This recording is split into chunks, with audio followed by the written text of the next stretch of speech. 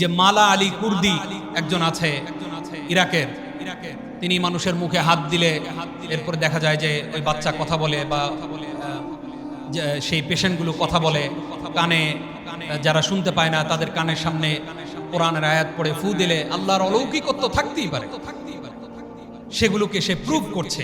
এই যে কত মানুষ কথা বলতে পারে না, পৃথিবীর কত মানুষ কানে শুনে না, কত মানুষের ব্রেন কাজ করে না, আল্লাহ রাব্বুল আলামিন আপনাকে কথা বলার শক্তি দিল, বুঝার জন্য আকল দিল, চলার জন্য হাত পা দিল, অঙ্গ প্রত্যঙ্গগুলো ঠিকভাবে যেটা যেখানে যতটুকু থাকা দরকার আল্লাহ রাব্বুল আলামিন সেটা সেখানে ঠিক সেইভাবে দিলেন।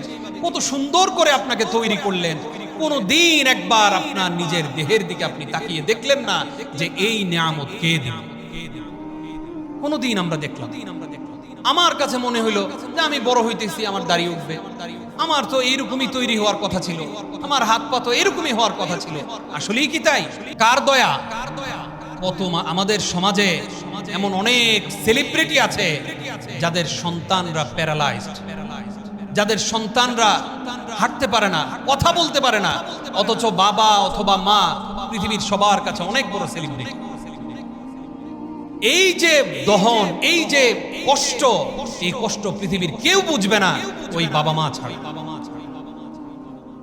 সেই জন্য আমরা বলবো যে আল্লাহ রাব্বুল আলামিন আপনাদেরকে যে এই যে সুস্থ করে তৈরি করেছেন, এর জন্য প্রতিনিয়ত আল্লাহর শুকরিয়া আদায় করবেন। একবার চিৎকার করে আমরা বলবো আলহামদুলিল্লাহ।